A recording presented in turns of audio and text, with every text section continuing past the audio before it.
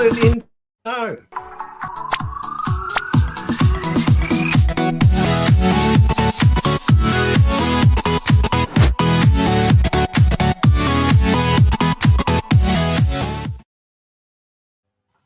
That's better. For some reason, it decided to wait before it played the intro.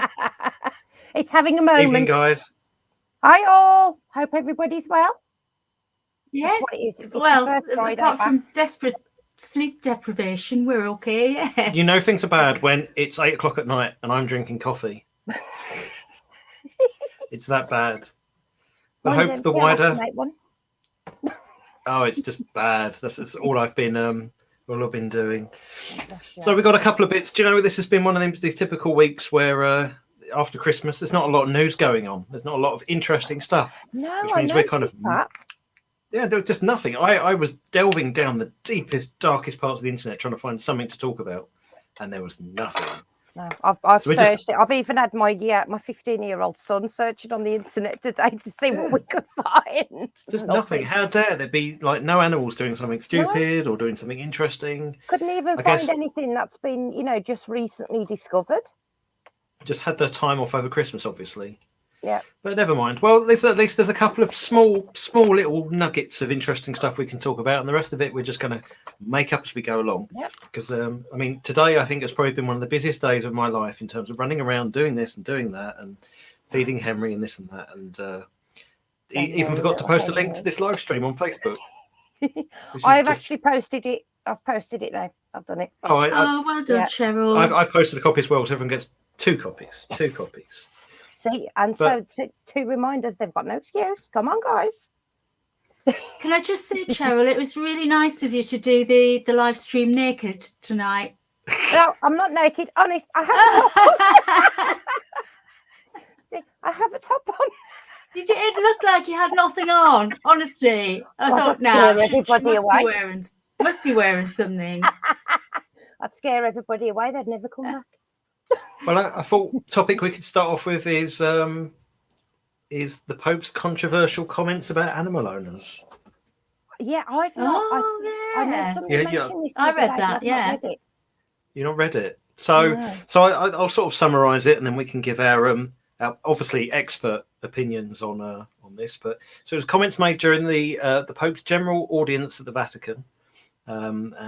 Pope Francis waded in saying that not having children is selfish and diminishes us, and that people are replacing them with cats and dogs. Online, people were quick to point out the hypocrisy of such comments, as he himself chose not to have children. Yes. As do many Catholic priests. Yes, exactly. And nuns. Don't forget the nuns. Yes, they're not allowed. Don't believe they are allowed to be married or have children. Are they? Any of them? Sorry, the noise is my coffee. I do apologise. No, that's okay. And additionally, there's many historical links to acts connected with the clergy that we'd really rather not think about. So up against it being immoral to own and look after and love animals, religion is love at the end of the day. Does it matter what you're loving or who you love? No, exactly. I don't think so. No, I don't. I think if there is anybody up there, I don't think they're going to care. No, I think it was a very sort of foolish comment from a bitter old man, really. I'm reading through the lines and thinking he's probably just gone, not having children is, it's not selfish, and but saying like it's probably just an off the cuff, like, oh, people are just replacing having kids with cats and dogs. And I don't bloody blame them. No, I love my kids, don't get me wrong. I've got 3, 21, 19, well, it'll be 20 in a couple of weeks, and 15, and I love them. But I prefer my animals' company over my kids' company most of the time. Animals are a bit more predictable. Well, I think it's bittersweet having children, being a parent. It is the most wonderful and the most dreadful thing you can go through. Yeah. And it's one of the hardest. Animals are less complicated, definitely. And they don't do this back either. Well, I don't know. That one behind me does. Oh. If you can see him on the bed there, Anubis. He's my 15-year-old cat. Look at him. Stop right now. No. Come here. He looks like Toothless when he drops his ears down. It is. When he drops his ears down, he looks like... You changed your mind, Caroline. Hello, Caroline. Hello, honey. How are you? I found my charger. Yay! Oh, awesome stuff. It was so Sorry, we got to say, poor We Caroline. all It was like 10 minutes before Unpouch starts, and I just said casually, "If you're interested in joining, here's the link." Obviously, 10 you got minutes bullied ago. into it. Yeah. Well, I needed my charger. That's why I'm late. So I'm sorry for interrupting. You're not at all. You're not I didn't expect you to want to turn up at all. It was no There he there is. was no obligation. It was it was my bad. I forgot to ask any guests. Well, it's understandable, Lewis. I just forgot everything. Everything was like I'm doing it all in stages today. So by the time I'd finished all the other stuff I was doing, I was like, I hadn't actually prepared anything. I Yeah. hadn't asked anyone to come on. That's what Yeah. happens when you're hand rearing a pup. Yeah, we've both got serious baby brain. I think, it's not getting easier as it goes on. If anything, it's getting harder to cope with the sleep deprivation. But we're just sort of tipping the balance now, where we're getting into maybe 3 or 3.5 hours between feeds. The longest I've managed is 4 weeks, and after 4 weeks, I don't think you get I don't know if you ever get your sleep pattern back after that. So there's no good news. It doesn't get any easier, I don't think. I spent been many years since I've done it, and I can't remember. Yeah, I spent 15 years with disturbed sleep anyway, raising a severely autistic son. Yeah. And it's kind of taken me back to that on 3 hours sleep, then getting in the car and having to go to work. And it's tough. It is tough. Yeah. But it's temporary. And within a couple of weeks, he won't necessarily need night feeds if he survives. I always have to say that. Yes, Henry strong. But he'd be on solid food. So onwards and upwards. I should I had a section where I was like, we can talk about dear old Henry now. Yeah, and the what says that he's lost. He said hello everyone, and that his mice are now gone. Which is so. Bob, do you mean that the mice have gone, as in they've just up and left?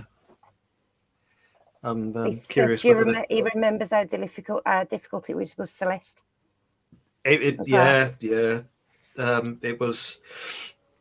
I don't know. It's one of them. You sort of do it, and the hardest part is when you're doing it and you never know if they're going to make it. And you I suppose if you've invested, because obviously Caroline, you've done it and it didn't work out. Because how old were they when you lost them? 4 weeks was the eldest, but we were given, because I'm not talking about pouch rats, I'm talking about the fat-tailed gerbils here, and we were given a 5% chance of survival. But it doesn't matter. 5% is 5%, and you have to just do it anyway.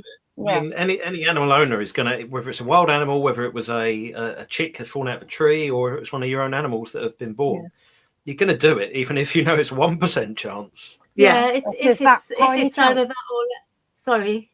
If it's either that or let them die, you just can't. No, it's not a choice. It's not an option, is it? No. I mean, it was what? Sorry, Cheryl.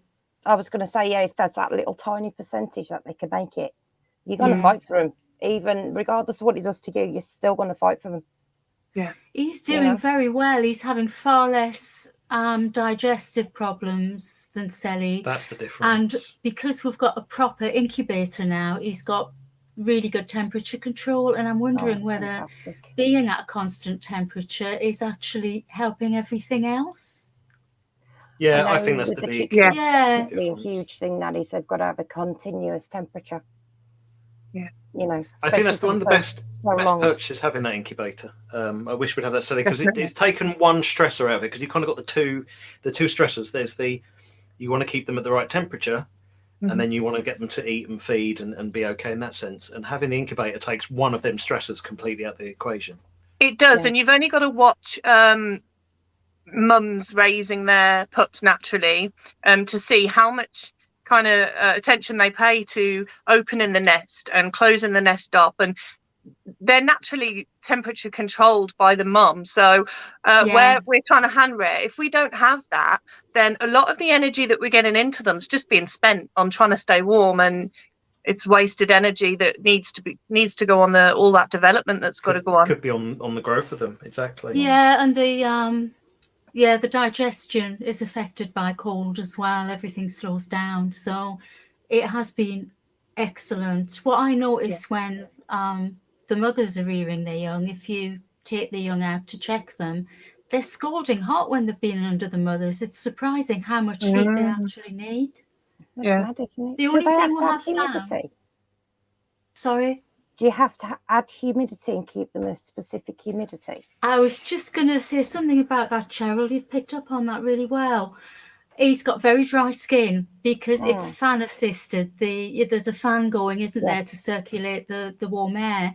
And I've been slapping lanolin on the poor thing, accompanied by much squealing. But he does like to lick it off my fingers afterwards. He quite likes the taste of it. But yeah, he's had a lot of dryness, and he's had I've had to assist in getting the rings off his tail as well. It's absolutely fine, but he has had more dry skin problems. So yeah, getting more humidity in, Cheryl. I agree. You can actually, with a lot of the, I call them hatchers because that's what I would use it for. Obviously I that's what they are. And you can actually get, it's like a small tank, and it's basically like the 5 mil pipe you've got on for the air hose for the fish tank, and it attaches, and it actually should then have a control on it somewhere to control how much water basically goes in to create the humidity with the heat. But you could also put a damp sponge in there, Claire. If you get a mug and put a wet sponge in it. Oh, what a good idea. Right? And then we were using a pot of water, but with that, obviously we're talking about tiny gerbil pups that couldn't move. But Henry's really getting to the point now where a pot of water probably wouldn't be in it. Be safe. It'd be in it. He's like a bulldozer. I put down. We use the little, the goo puddings, the pots, the little ramekins. Yeah, like a ramekin. Yeah. We're using those to mix up the milk, and I had him on a pillow on my lap, ready to feed him, and I put the pot down, ready to get the air out of the syringe, and turned around, and he dived into this pot head first because he didn't want to wait. He was in. I mean, tiny amounts of milk, but he was in it.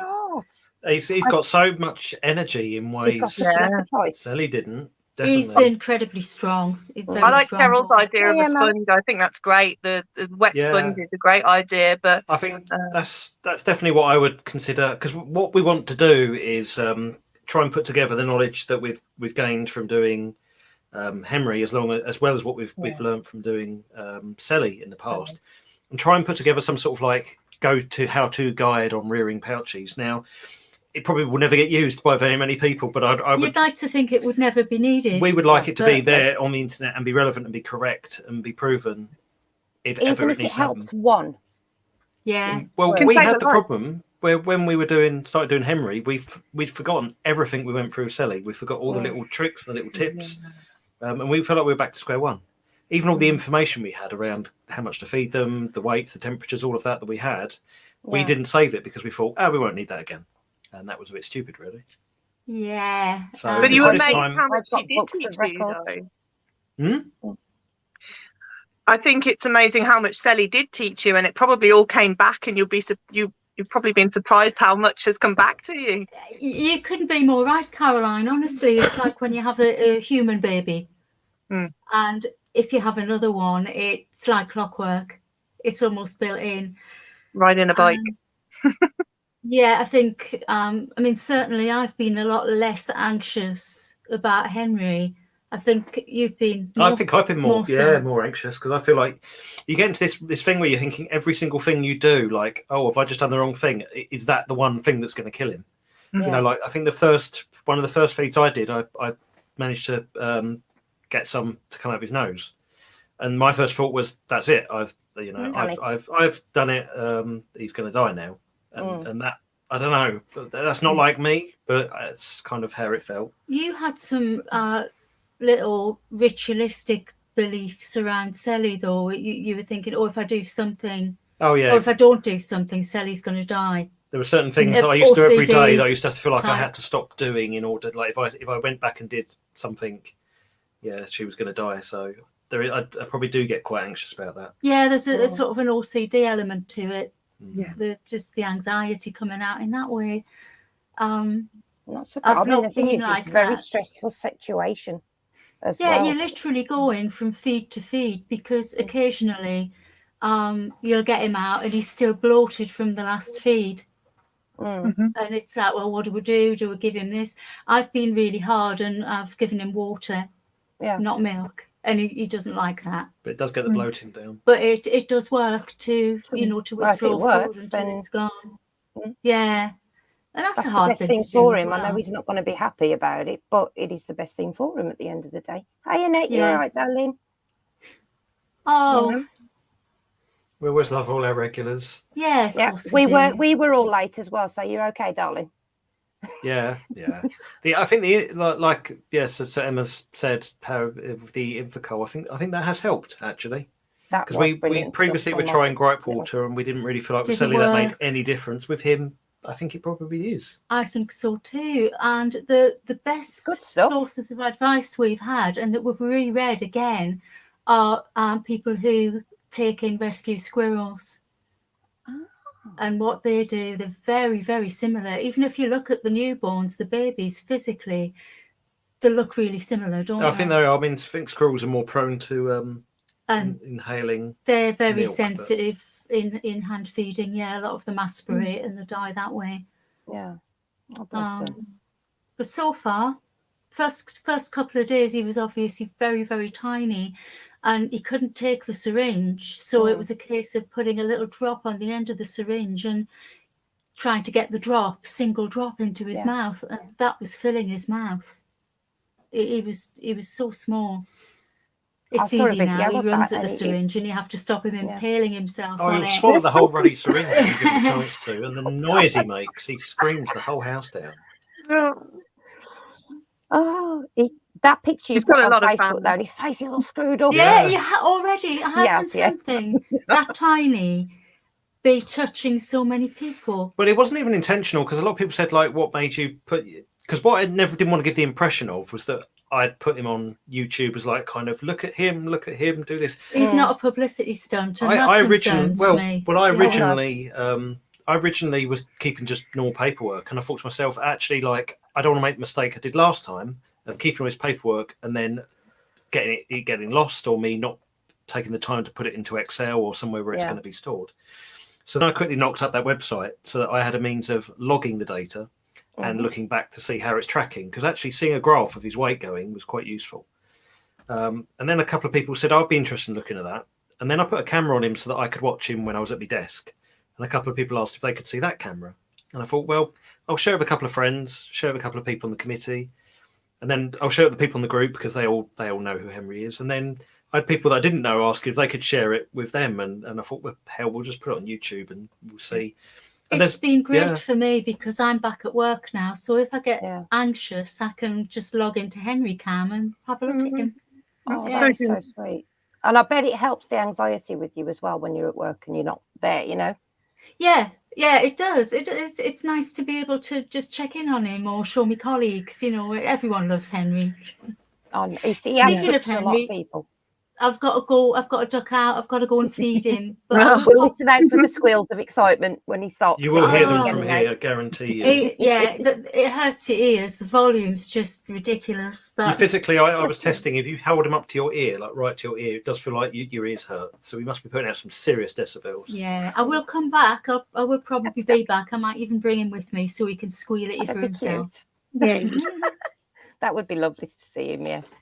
I'm going to swap to your headphones because these are really quiet. They're really quiet as well, honey. Oh, are they? Yeah. Careful with the reflection. Oh, hello, Bear. Hey, baby bear. Oh, careful with the... that was always a big... No, you're right. They are just as quiet. That was always the worry initially, because it was always reflecting off the glass. And I said, we've got to be really careful when we walk past the incubator. Not to reveal anything...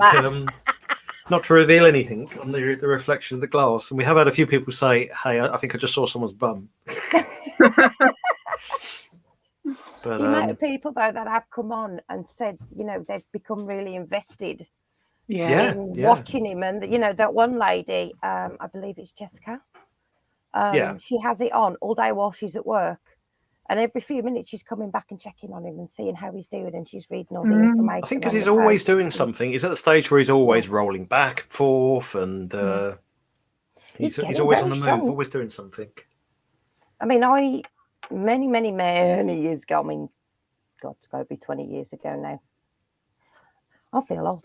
I did hand raise 4 baby rabbits, but they were already a week old when I started. And you know what? I remember very little of that. I really remember very little of it.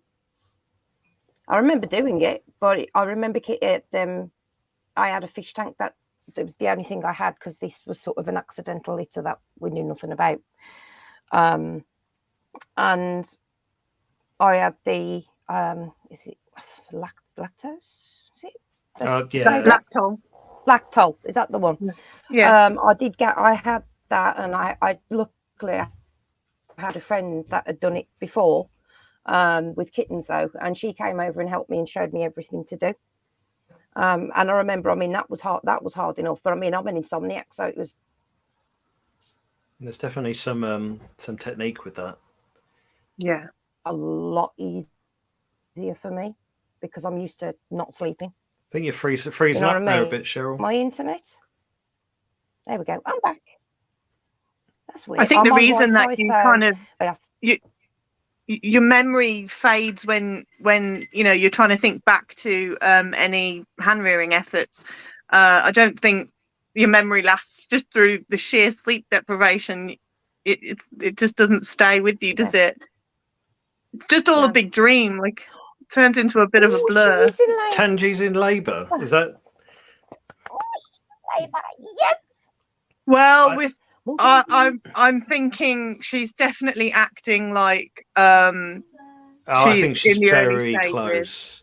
That's exciting, because this is going to be your kind of first. We've still got our bets, so we've been trying to place bets on how many we think. I think felt like. Yeah, we were all betting on 3, so nobody's going to win anything. So we're all going to be right, or we're all going to be wrong. But she's uneven, so we're thinking 3. I'll be awkward. I'll go for 2. I'll be awkward. Yeah. Okay then.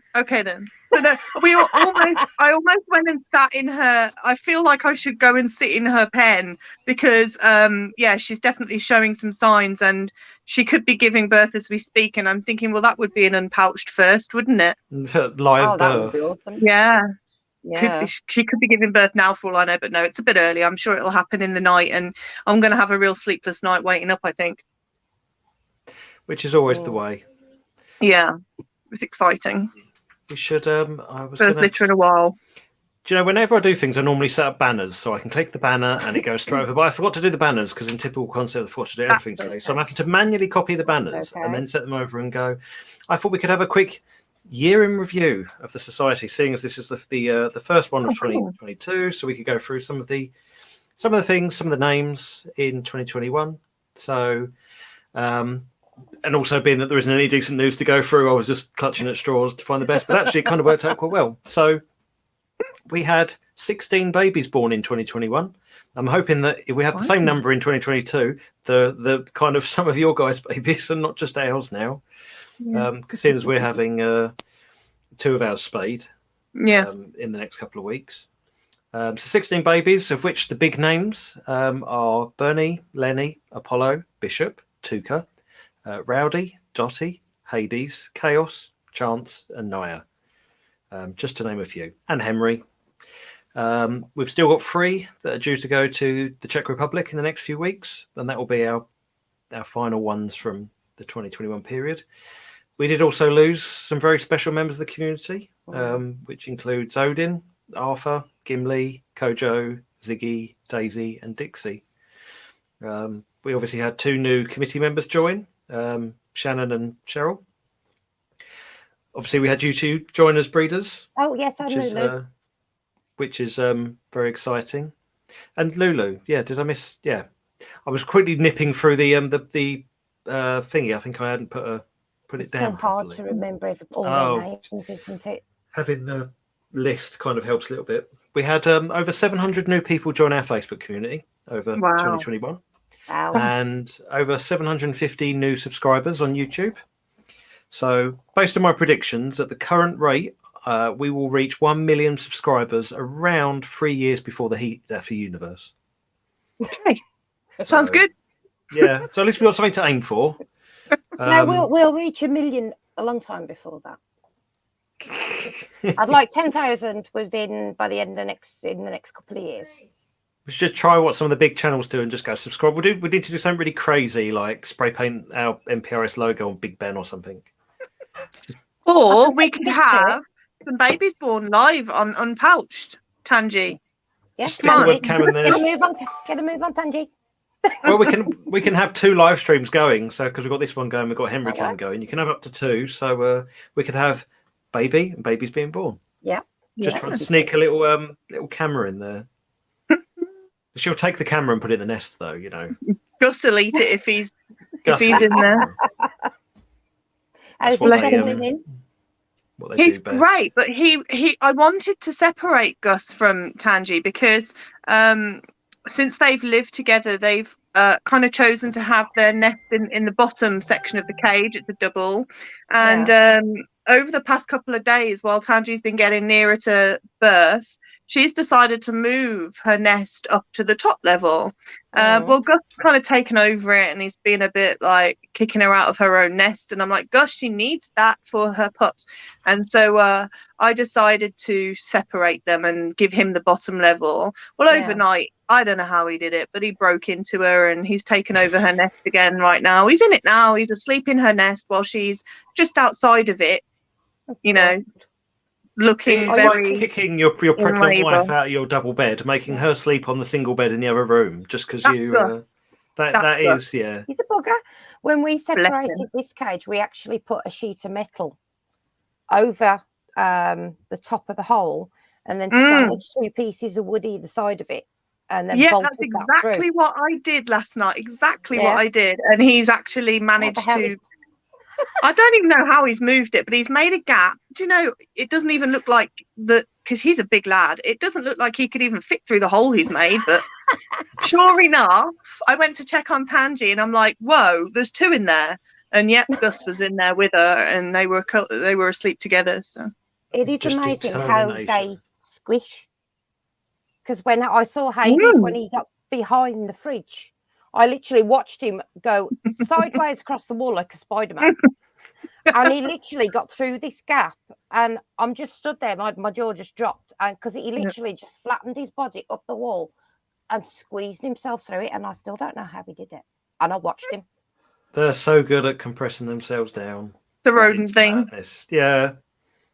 It's completely a rodent thing. Even if you are 3 kilos and like 3 foot long, then, you know, they can still do it, can't they? Squidgy little monkeys.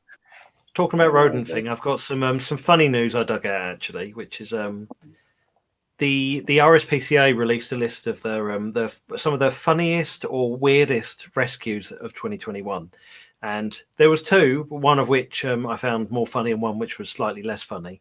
The less funny one was a swan that flew through someone's window and almost knocked out the person on the other side of the window. But this one I thought was a bit more funny. Yeah, and I've got a picture which I think is quite funny. Let me share that. Naya squeezed behind my headboard and I had to break it to get her out. Oh yeah, she did. Let's see if this shares. This is the smoothest link ever. We've gone from Pouchie squeezing into tight spots to squirrels stuck in a garden feeder. Oh my god! Nice. Oh dear. So it looks like he's but do you know what's funny? I lost this article. I found it. I wrote down what was in it, and then I was half asleep. I forgot to write down the source of the article, so I didn't have the picture. So I tried to find it and just found countless images of many, many, many squirrels stuck in bird feeders. So I'm guessing this is not an uncommon thing at all. That's what I had visions of Hades doing when he opened his Christmas presents, when he dived into the tube. Because he was filling his pouches while he was in the tube, and I'm thinking he's never going to get out. And the way he was wriggling around, I'm thinking there's no way I'm going to be able to break it. It's just hilarious. But apparently the squirrel was fine. It was completely jammed. It was just rolling around on the floor, which I'm trying to imagine that, but just rolling back and forth now is kind of funny. But they managed to get it out and it was fine. It just sort of hissed and run off. So bless it. Thanks. Yeah, that was its huge thank you for rescuing me. I was going to hiss at you and run off. Did you see? Oh God, Richard. My hubby showed it me a few months ago, and somehow a squirrel had got stuck on a fence with his balls. Really? And honestly, yeah, I don't know how, but I can't remember. I'll have to see if I can find it from somewhere. But I mean, even my eyes watered. I mean, that poor little thing. I mean, it was literally stuck down the other side of the fence, and its balls are the other side. And I'm like, ouch. I felt so. Yes, the one with his nuts stuck between the fence is a classic. I'm sure I've seen there's a meme actually, a meme about it being a very bad day. Oh, I can't imagine anything more painful. Jeez. It all Oh, reminds God, me, I no. don't know if you guys have ever seen Mark Rober's videos on squirrels. Oh, it's the ones where he's got the big assault makes, horses through the back garden. Yeah, have you seen it, Caroline? Which one is this? So Mark Rober's probably one of the biggest YouTube channels. He's done 2 videos on where he builds an assault course for squirrels in his back garden, and they I think that one has escaped me. I don't believe I've seen that. Well worth a watch. Amazing how they're learning. So they're going through this course and they're making a mistake and they try again. And I mean, this is not an easy course by any means, but they managed to get to the end of it and get all the nuts, and then chose to keep running the course even after they got the nuts, which showed they're kind of getting an enjoyment from it. Yeah, having fun, yeah. Squirrel assault course, but the BBC also did one many years before that. I remember seeing it. It was like on one of these animal programs. I can't even remember what the name of it was, but yes, I can hear him. You can hear him from here. He's so loud. I can hear him. Feed me. I bet if we all sit there and listen, I bet. Yeah, he's so loud. Can you guys hear him in the chat? He does name the squirrels, yes. I love. So in the first video, he calls one of the squirrels Fat Gus, and I need to see this. We should link it in the bottom of this video. Do you know what? I'll put a link in the bottom of the video to both videos because they're well worth. I mean, not that he needs any amount of traffic that we can push these videos because he's got millions and millions of views. But he's fantastic, actually. I love the guy. I mean, he glitter bombs. Very genuine guy. I mean, you don't get more genuine guys really than that. But he named Fat Gus one of the squirrels, and then discovered by a picture that it was actually a female that was pregnant. That's why it was fat. No. So then he rushed to change its name to the Fantastic Gus instead, who actually surprisingly was one of the smarter ones. Even though she was pregnant, she was the first one across the assault course, first one working it out. I bet she was only pregnant once. Glitter bombs. They can hear him in the chat. I love his glitter bombs. So what are the glitter bombs all about? Porch pirates, nicking your parcels off the front. Oh yeah. It's a real big thing in America. It's even worse than it is. I deliver for Amazon, so I know all about porch pirate. You will laugh so much when you watch this video because it was an Amazon package he had nicked, and he decided to make this contraption where it looks like a box, like normal Amazon box with a smart speaker in it. But when you lift it up, a siren goes off, and it says some lines from Home Alone, and then fires glitter all over the person, and then sprays them with fart spray, but records them while it's doing it. And GPS location and everything, He's made like 3 videos. He's done like 3 versions of them, and I think like one of them he managed to get the guy arrested. You can see this guy on video, and he's covered in glitter, and he's going, "Well, it wasn't me." It's like just covered in the evidence. But yeah, I'm pretty sure the one area that he was in where he had a lot of stuff stolen from the car, he's going to be working with the police in that area as well. To try and make them more. Oh, I can hear squeaking getting louder now. Squeaky boy! Good grief! Wow! Oh Good boy. Oh, he's so gorgeous.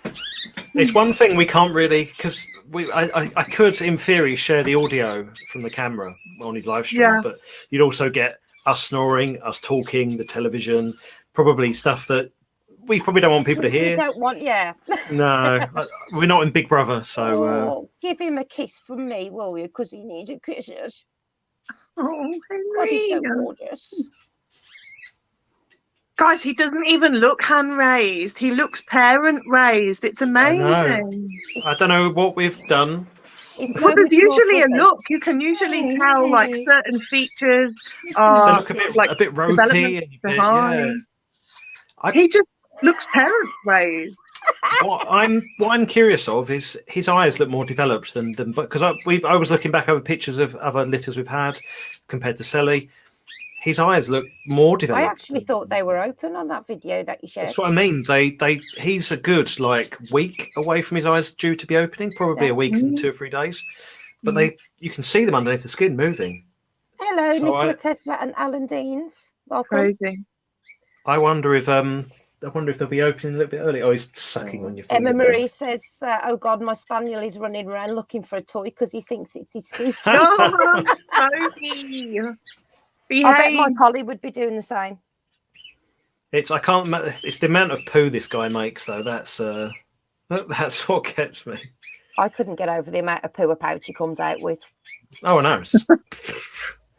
Yeah, he's not had his full feed because he's a little bit bloated and he's not very happy. Do you want a headphone? It's louder now, so you can hear. Oh, good. He's a little bit bloated. When I had him, I was absolutely shocked with the amount that came out. I'm like, where's it come from? I mean, I thought rats pooped a lot, and all the other rodents that I had. But boy, when I had Hades, I'm like. What's weird about it though is for the size, we were discussing this when I was at Claire and Lewis's. For the size of the animal, they don't seem to eat as much as you would expect them to eat. No, they don't. No.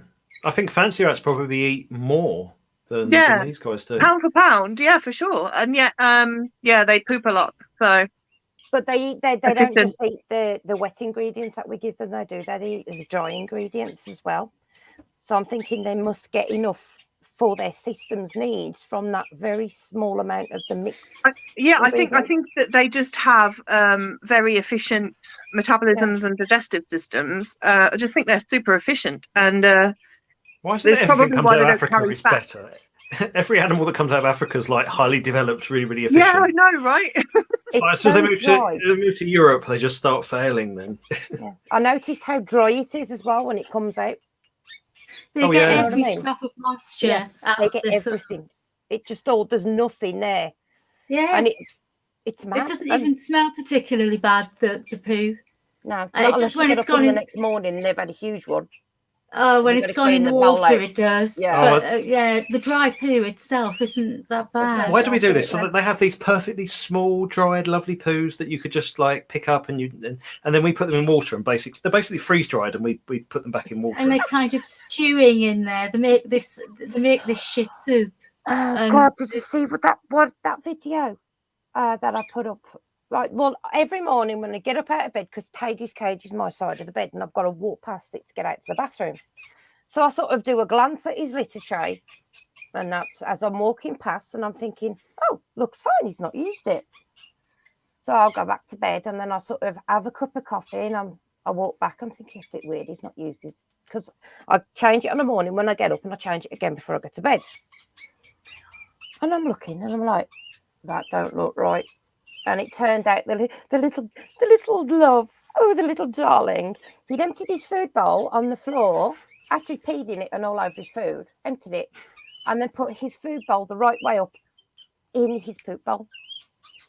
Oh yeah, we've had that before. Alice does that. Alice is awful. She'll put everything in a poo bowl, and you've got to fish around in all that. Blankets and that as well. Yeah. It's horrific. He got that from his mum. Yeah. And then from what I gather, because I gather Gus Jr. does this as well, he likes to put his food and stuff in his litter tray. Mm-hmm. Yeah, it's like where I pee, that's where I store my food. Hades does that. Yeah, that's cool. his larder. Why not? So yeah, I mean, I think Gus's worst habit is throwing bowls around, like ceramic bowls, doesn't matter how big, how small, he'll pick them up and he really enjoys throwing stuff around, even breakable stuff. See, what I'm concerned about is that Alice does all these things. So Alice chucks stuff in her bowls and bangs her bowls about and does all this. None of the others do that. Why is it that we're breeding a line of Pouchies that do these highly irritating things? It's because they've learned it from their mum. Doesn't wake me up though. Hades, I actually got up late. He used my alarm clock go off at 12 because that's when I have to have my first set of medication. He knows Mommy's awake, so he knows I go out the room. He knows I come back, and that's it. He's waiting for me. Right, I woke up and I could hear clanging with the metal because he's got big metal bowls that he's got his food in, and he was wanging them around his couch. Right, and Richard said he'd been doing that since about 10 minutes after my alarm went off because that's normally when he comes out, and because I wasn't getting him out, he was having a temper tantrum. They know what the time is. We're going to have a really bad time with Sally because she comes out at 8. Oh, she throws a right paddy. If she's not out till 8 o'clock, then my hands tend to suffer dearly for it. She's not going to be very impressed when we go and get her. Gus Jr. plays Jenga with his bowls. That cracks me up. Yeah, he stacks them. He builds, He does that with toilet roll tubes and boxes. He stands them on end. Yeah. As well as lies them down.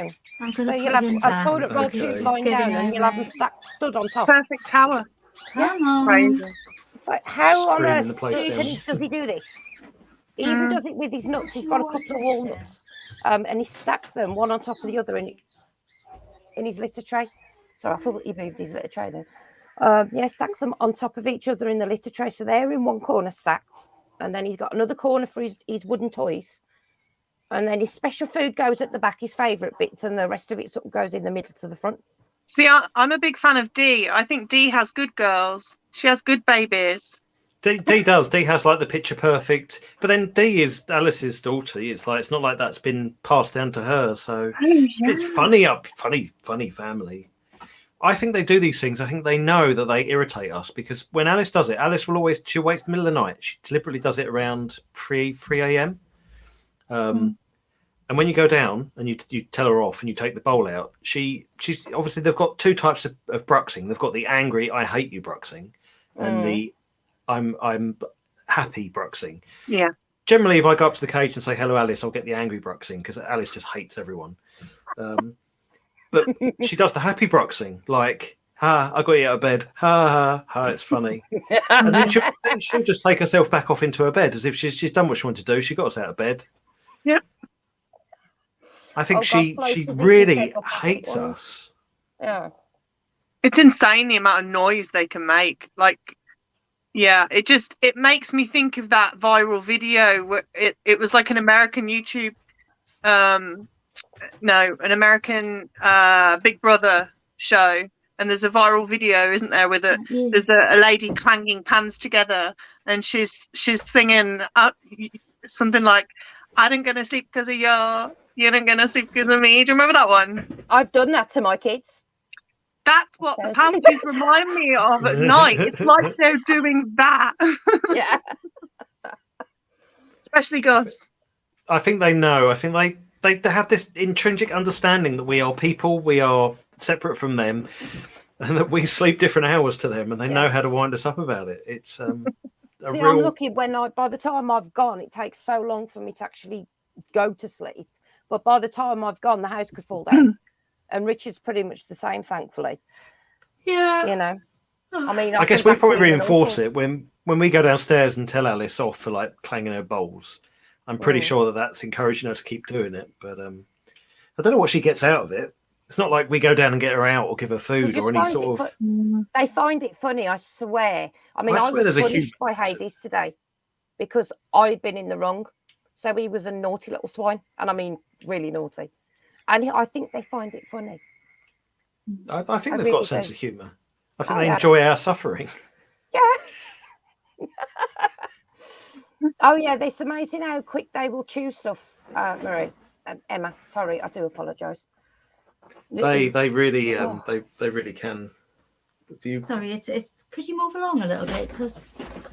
Oh yeah, Nicola. I'll tell you what, they are so intelligent. It is. You would be very. I mean, I was surprised. I knew they were intelligent, but sometimes I look at Hades and I'm like, I know what he's going to do, but he does distraction techniques. Yeah, Floki, Annette's Floki is really is the master of distraction to get what he wants, isn't that right? Yeah. Oh, he is the. Yeah, she just said the same thing. Yeah, Hades is exactly the same, Annette. Do you know who we've got that's exactly the same as that, Annette? And that is Selly. I swear Selly quickly taught Floki all he knows. Yeah, they're brother and sister. Yeah, they're very close in age as well. Tubby the mouse would only crawl on me in the middle of the night. Oh, bless. Oh. I think they did. I think they're sharing because Selly doesn't like any other. She never liked any other Pouchies, but Floki she was very fond of, and all of a sudden Floki acts just like she does. Yeah, but then their father Bob was super intelligent, really clever animal, and perhaps they inherit intelligence. I don't know. I'm just glad they don't inherit temperament because Alice is a maniac. Oh, she gets a lot of pleasure from suffering. That's why she bites my knees. A very calculating and malicious and spiteful rat. No, but we do love her. She came up and bit his knee. His knee was just slightly hanging over the edge of the couch last night, and she jumped up and bit it and walked off. Yeah, that too. So she clearly passed that trait on to her son because. Gus totally is a knee biter. Why does he nip knees? It's nipping. It's not like an attack. It's not full on. Not like with Shannon the other day. Just nip. It hurts, but it's not. I don't think it's intended as an attack. It's more like I got you. Yeah. It's like a tag, like they're playing tag, isn't it? Almost. It's tagging. Yeah. When they're playing, they're very sharp. Their teeth are so sharp, it's unbelievable. I think they don't realise we've got no coat. We've got no fur coat, and they're biting skin because when they're playing with each other like that, they're grabbing each other's coats half the time. And like Claire has said before, their skin's a lot tougher than ours. Ours is like paper, isn't it, compared? Yeah.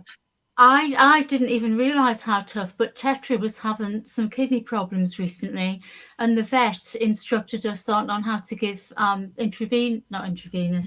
totally wrong, subcutaneous hydration. So you put the water, the fluid, special fluid, underneath the skin via injection, and it was so hard to get that needle in between his, back of the neck. Yeah.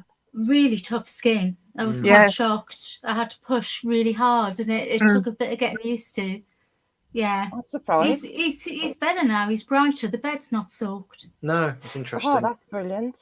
Yeah. Is he putting a bit of weight on? Is he at all, or is he? He's not as bony as he was. He's still very slim, but I think he's turning a corner. Everything crossed because Tetra is the sweetest boy. He doesn't deserve to be ill. He's just lovely.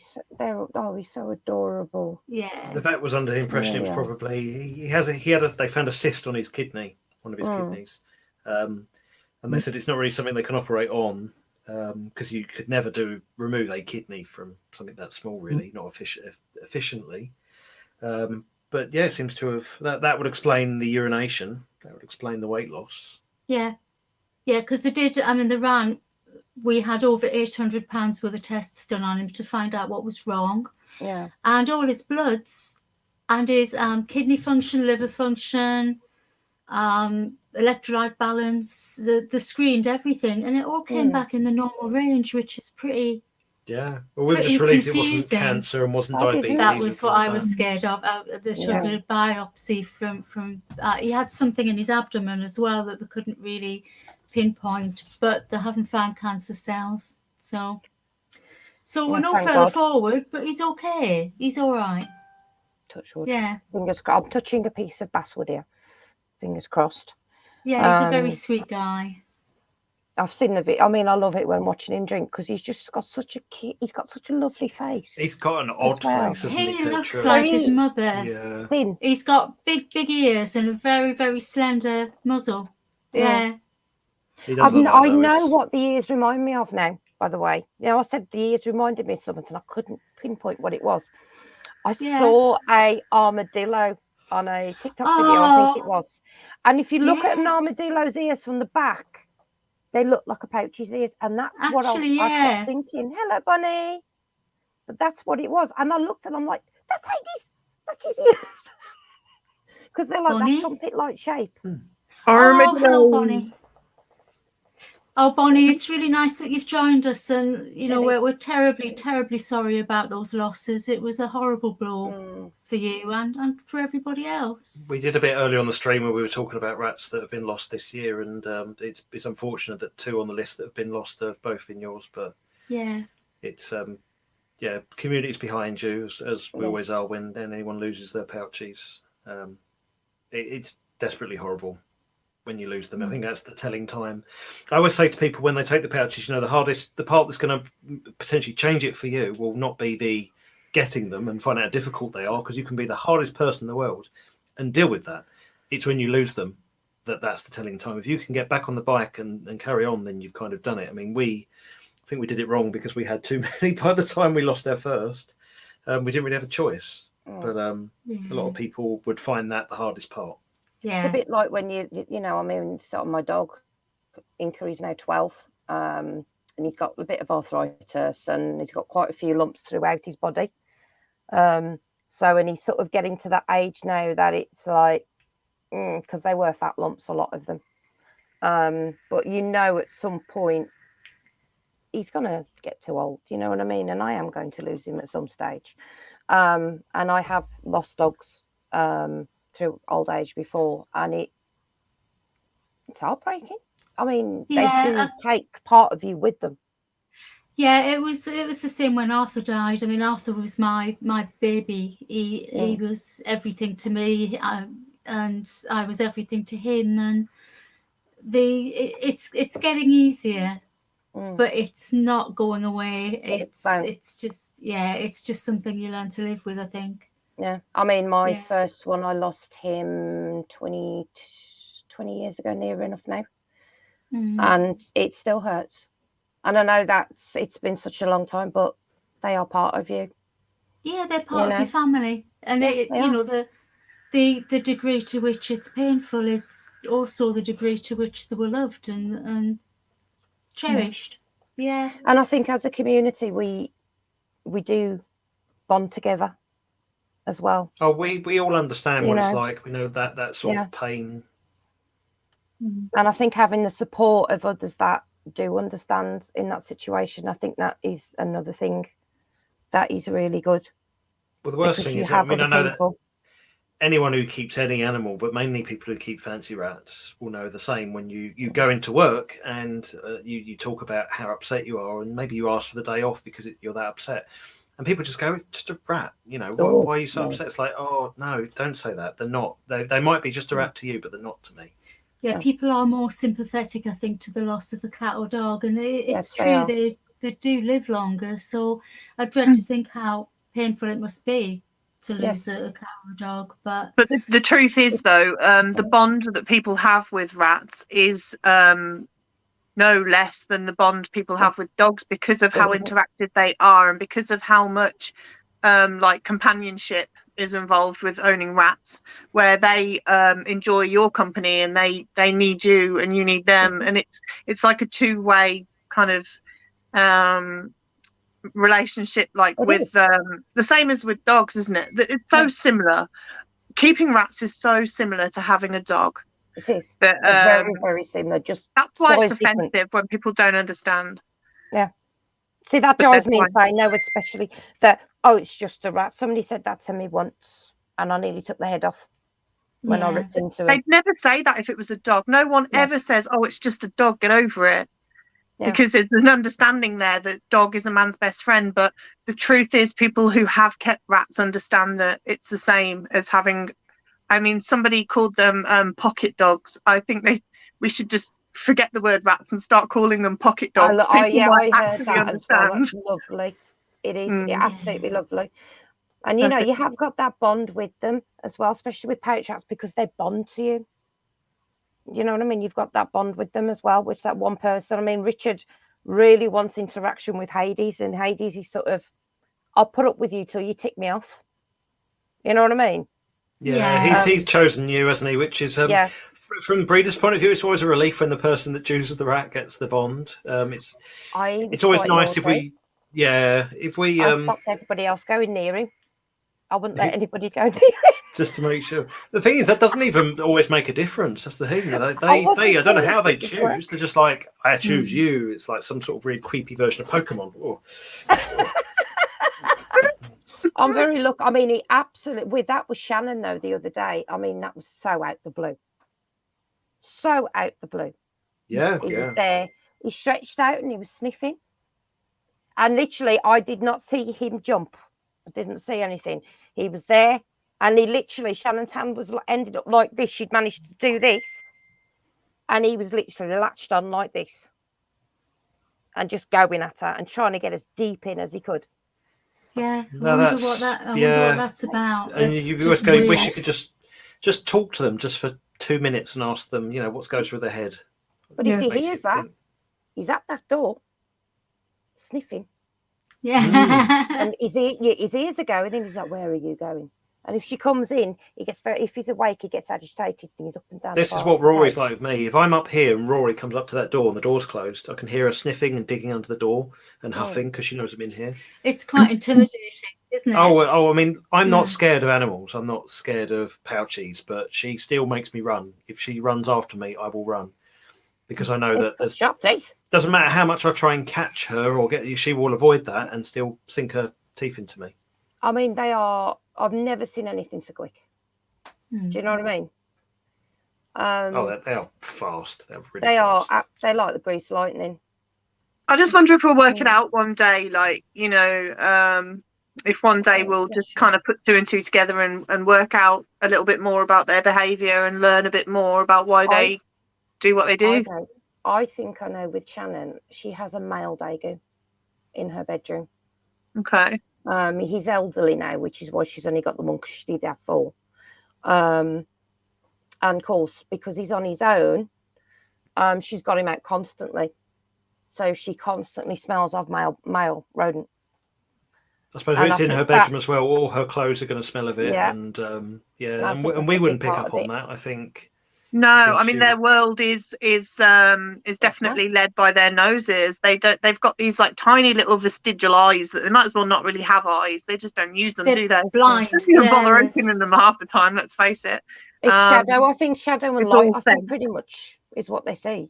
Yeah, light and dark. That's all they need them for, really. Yeah, light and dark, and then everything is just led. Their entire world is seen through their nose, isn't it? So it wouldn't surprise me if that were the case, that it's a certain scent on a certain person that just makes them go, I hate you, the end. And then they recognize individual people. So once they recognize somebody that they don't like, you're not going to get that opportunity to form a bond with them. So they do like you. So you're screwed. Yeah, exactly. So no, she's like, because when the door's shut means normally he's out. And she'll knock the door and say, is he out? And I'm like, yeah. She's like, well, I need to come in for whatever reason. So I have to pick him up. And then she'll come in the room. If she's bought me something up, she'll put it on the bed and go straight out. And the whole time I've got him and I'm holding him up against me. So his head's sort of out and he's got his neck and he's stretched out as much as he can, smelling. And the ears are going. And he's constantly sniffing and he starts to get agitated. And I do want to get it on video. To show that behaviour. And then if he gets to the point then he gets too agitated, I then do put him away. And then you'll see that's when he starts the walking up and down. But when she's gone and he can't hear her anymore, he starts to calm down. And then when the smell's completely gone, you can tell because he sort of stops sniffing and just goes about his normal life. His ears go back flat. Yeah, I'd absolutely love I'd love a Gambian that was like that with me. I'd love it. I think we could learn so much by just trying to bond with an animal that a Pouchie that hates you in that way that you've just described. Oh, bless Tubby. Who is that? We're here. Oh, no, that's Sven. Who? Sven. Oh, right. Yeah, that's very interactive. We're approaching our hour. There was something I was going to do a quick piece on before we finish. So people on the group might have seen that Linda did a post a little while back about a rescue in Netherlands. And probably didn't understand the relevance there because we couldn't really talk about it because it was still being organised. But some of it's been sort of handled now. So there's a rescue sanctuary in Netherlands called Wild Rat Sanctuary, run by a lady called Jill. And we were trying to help find a home for a elderly rat that needed to find a home in Germany.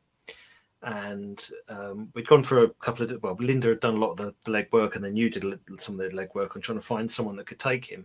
And, it's hard sell trying to find an elderly pouch rat at home, because he is going to have health issues. If he hasn't got them already, he's going to have them very soon. He's not going to have very long in his life. He's 7. Yeah. Yeah. So real old gent needed a home. And the previous owner's big change of circumstances meant that she couldn't keep him. She was devastated to have to give him up at that stage, but these things do happen.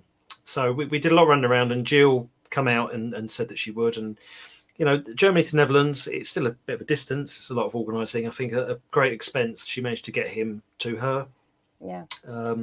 Had him vet checked, and he's got a couple of ailments that elderly rats do have. He's got a slightly enlarged heart, and which has caused a bit of fluid on his lungs. Again, not anything unusual for that age, and he's got HLD in his back legs as well.